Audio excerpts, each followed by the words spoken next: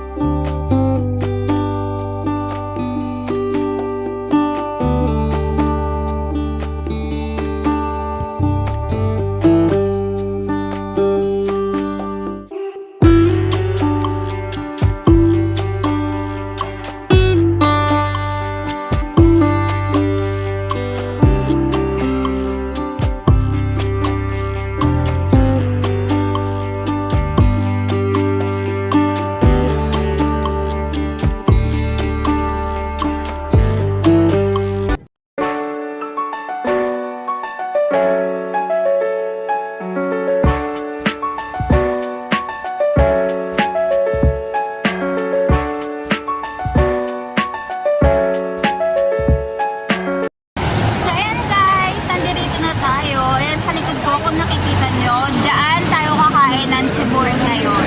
So, halika na sa loob at umorder na tayo kasi yung isa nakikita ko sa likuran, hinihintay pa ako. So, let's go guys!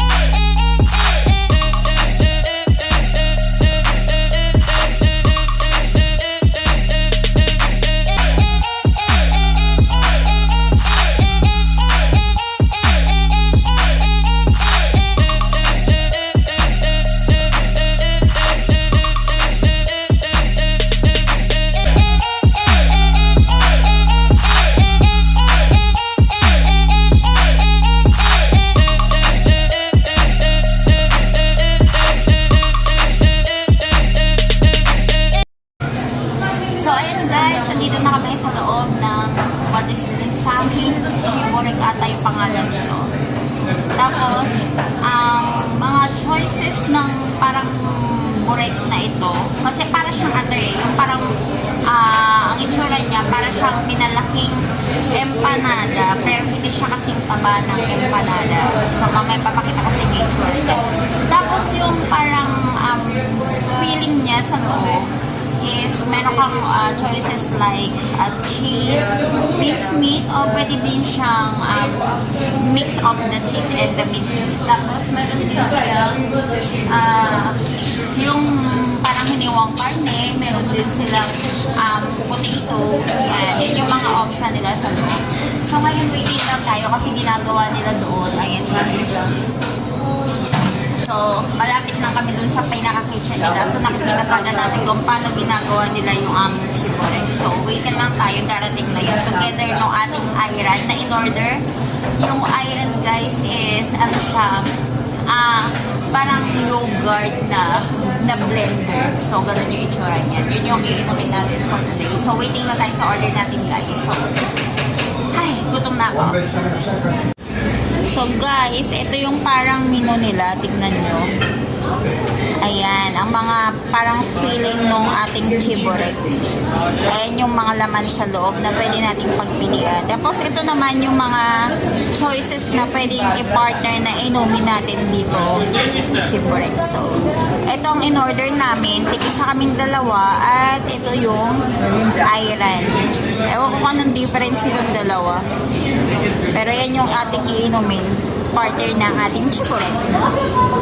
Alam nyo guys, this is the first time na pumunta kami ng ganitong oras. Usually kapag pumupunta kami dito at kumakain dito ng chiborek, ang laging oras ang punta namin is like mga 9 a.m. Dime, 9 o'clock na umaga, 10 o'clock na umaga.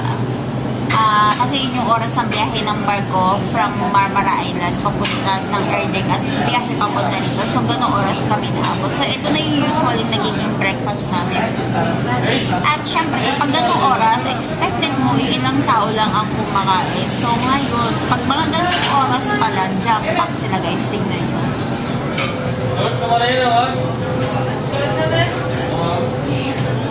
Daming kumakain dito eh. So, kaya ngayon, medyo matatagal na kami mag-waiting na kakainin namin. Kasi maraming tao. İki de ayran çeksek var ya. So, guys, dumating na siya. Ito ang itsura niya. So, kailangan ko rin ito siya pakita. Thank you. At ito naman yung ayran. Tsagalaw. I-shake ko daw. Ito guys, ang in-order ko, ang palaman dito sa loob ay minced meat. So, pero syempre guys, before we start eating, Kıymalı mı o? clean our Piyadeler kıymalı mı? fingers. Baksana babacığım. İki tane değil mi? Evet, 2 tane. Bak, kime niye, kime kısmet. Hindi pa man namin nasisimulang kumain. May kin-order na kami. Dahil sinasabi ko. Sabi niya kanina, isang order lang kami. Oh, be careful.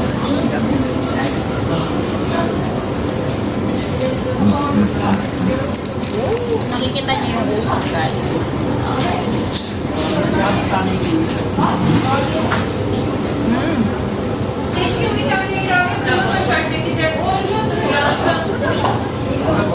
Alam niyo guys, yung ano niya, bali yung texture niya guys, hindi siya kasing, parang kasing, alam niyo yung kagaya ng sa empanada, ang ano niya kasi medyo malambot yung ano niya, yung texture nung parang tinapay niya. And at the same time, napaka-juicy niya. Kasi nga siguro dahil sa pinirito siya sa Meat isang, water inside. yeah, sa isang kawang isang kawang mantika. Pero hindi siya ganun ka-oily guys ha. Juicy talaga siya as in matubig, hindi siya oily.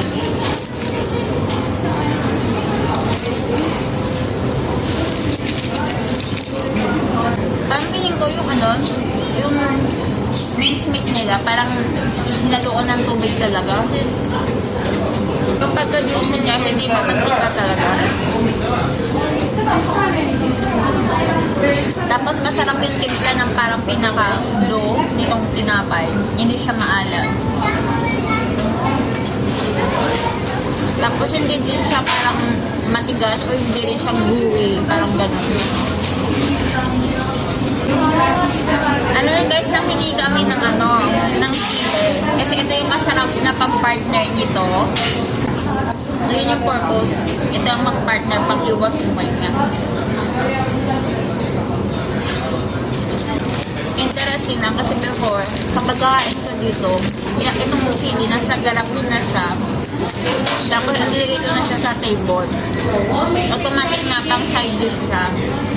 Pero ngayon, i-ask mo siya pag gusto mo ng ng sili. Pero nakalagay na siya dito sa kasi nga gawa nga ng alam mo na ang dami ng mahal ngayon dito.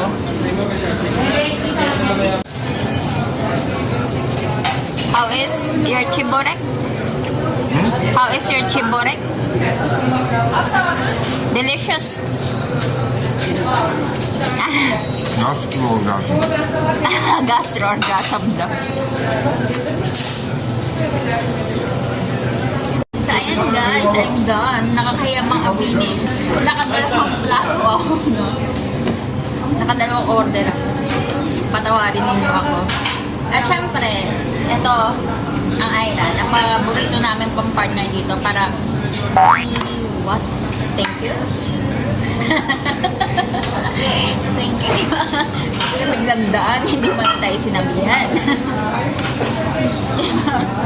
So, ito yung usually pang partner namin dito kasi alam naman namin at napakita ko rin naman sa inyo guys, diba kung saan siya piniprito sa isang kawang may mantika.